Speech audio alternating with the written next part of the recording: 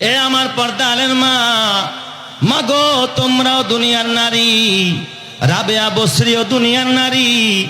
ও মা, তোমার রূপের সৌন্দর্যের জন্য পার্লারে গেলা, বুড়ো ফেলাপ করলা, মা চুলের বক কাটিং করলা, ট্যাটু লাগাইলা, ট্যাটু সেন্টারে গিয়া মাগো রূপচর্চা করলা, ফেসিয়াল করলা, কত কিছু লাগাইলা, আইদিনা লাগাইলা।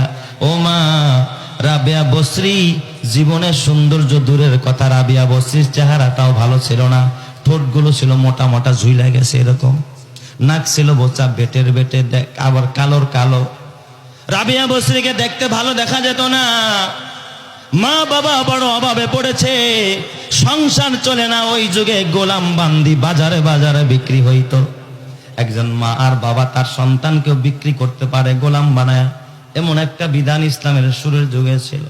রাবেয়া বসরির মা আর বাবা চিন্তা করলো যে এখন তো অভাবের সংসার, বেচার মতো কিছু নাই, তাহলে একটা মেয়েরে বিক্রি করে দিই, একটা মেয়েরে বান্দি বানাই, দাসী বানাই। কয় তাহলে কারে বানানো যায়? দেখবেন ভালোটা কেউ ছাড়তে চায় না, যেটা সব চাইতে কালো, দেখতে দেখা যায় না ভালো, তার নাম কি? রাবেয়া। রাবেয়ার মা আর বাবা, এই মেয়েটা দেখতে ভালো দেখা যায় না, নাক বোচা, কালো, কণ্ঠ সুন্দর না, এটারে বিয়েও দেওয়া যাবে না। রাবেয়ার মা আর বাবা এই রাবেয়া বসরিকে অভাবে পইরা, এমনে এমনে না, সুখে সুখে না, অভাবে পইরা সন্তানটারে বিক্রি করে দিস। রাবেয়া বসরি রহমাতুল্লাহ আলাইহি কেমন আল্লাহর ওলি ছিলেন। ও মা, তোমরা যদি রাবেয়ার মতো মা হয়ে যাও, কসম আল্লাহ, তোমাদের ঘর থেকে আল্লাহ তাআলা যুগের আব্দুল কাদের জিলানীর মতো সন্তান পাঠায়া দিবে। কথা ঠিক না বেঠিক? জোরে কর, বলেন তোমার আল্লাহ পারে কি পারে না? রাবেয়া বসরির মালিক তারে কিনে ছোট্ট একটা ঝুপড়ি ঘর, গোলাম বান্দিরে থাকতে দেয় ঝুপড়ি ঘরে, কুড়ে ঘরে, গরু ঘরে, আস্তা বলার পাশে একটা ঝুপড়ি ঘর বানায় দিস। ওই খেজুর পাতা দিয়া ছাউনি দেওয়া, বেড়া দেওয়া, ওই ঝুপড়ি ঘরের ভিতরে রাবেয়া ঘুমায়। কোন রকম নিচে কোনো ধরনের কার্পেট নাই, কোনো তোষক নাই, কোন রকমের খেজুরের পাতা বিছায়। একটা সময় আপনারা দেখছেন খড়কুটা বিছায়া, নাড়া বিছায়া আমাদের দেশের মানুষ, তারপরে চাটাই বিছায়া সেখানে তোষক বানায় থাকতেন। এই দৃশ্য আপনারা দেখছেন কি দেখেন নাই? মুরব্বীরা দেখছে, অভাবের সময় একটা সময় ছিল। এ যুবক, ও বুড়া বাবা, এই রাবেয়া বসরি রহমাতুল্লাহ আলাইহি কত বড় আল্লাহর ওলি। এ আমার মায়েরা, রাতের বেলায় তার মালিক কুড়ে ঘরে রাবেয়ারে থাকতে দেয়। রাবেয়া একটা যুবতী নারী, যদিও সুন্দরী না, কিন্তু সে তো একটা যৌবনে ভরা নারী। রাবেয়ার মালিক গভীর রাত্রে মনে মনে চিন্তা করে, একা একা রাবেয়া ওই ঘরের মধ্যে থাকে, একটু ভয়ও হয়, আবার পরপুরুষ ওখানে ঢুকে কিনা। মালিক একটু চিন্তা করলো, দেখি আমার রাবেয়ার কি হালাত। রাতের বেলায় বের হইয়া আওয়াজ দেয় না, কাশিও দেয় না। রাবেয়ার ঘরের পাশে যে বেড়া দেওয়া ছিল, ওখানে গিয়া দাঁড়াইছে, দেখে ভিতরে নিবিনুব বাতি জ্বলতেছে। মালিকের ভিতরে সন্দেহ, আবার দেখে রাবেয়া কথা কয়। কয় কি রে, মনে হয় কোনো পুরুষ ঢুকছে বা কেউ ঢুকছে, ওখানে কথা কয় কার সাথে? আবার নিবিনুব বাতি জ্বলে, আবার দেখি চুপিসারে ফিস ফিস ফিস ফিস করে, যেন কার সাথে কথা কয়।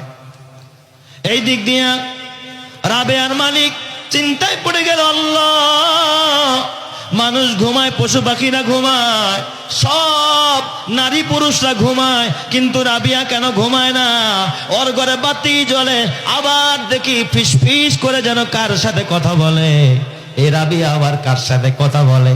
মালিক একটু খুব মনোযোগ দিয়ে কানটা বেড়ার সাথে লাগায় শুনতেছে। হঠাৎ দেখে সেজদায় পড়া হযরতে রাবেয়া মালিকের সাথে কথা কয়। মালিকরে ডাক দিয়া বলে, আল্লাহ, ও আকাশের মালিক, তুমি তো দুনিয়ায় আমার একজন গোলাম মালিকের অধীনস্থ করে দিয়েছ।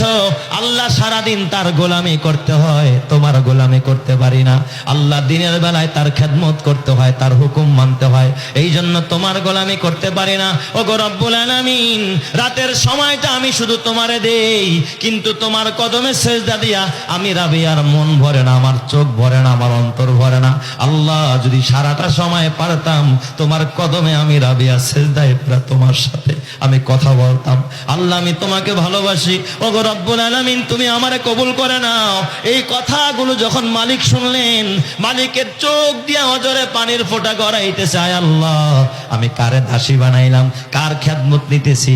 আয় আল্লাহ, দেখি তো এই মেয়েটার সাথে আসমানের মালিকের সম্পর্ক। সকালবেলা যখন রাবিয়া ফজরের নামাজের পর ঘর থেকে বের হয়, মালিক ডাক দেয়া বলে, রাবিয়া, ও রাবিয়া, ওই জাতের কসম করে বলি, ওই জাতের কসম যেই জাত আমারে বানাইছে, তোমারে বানাইছে, আজ থেকে আমি তোমারে আজাদ করে দিলাম, তোমারে স্বাধীন করে দিলাম। যাও, তোমাকে আমি স্বাধীন করলাম।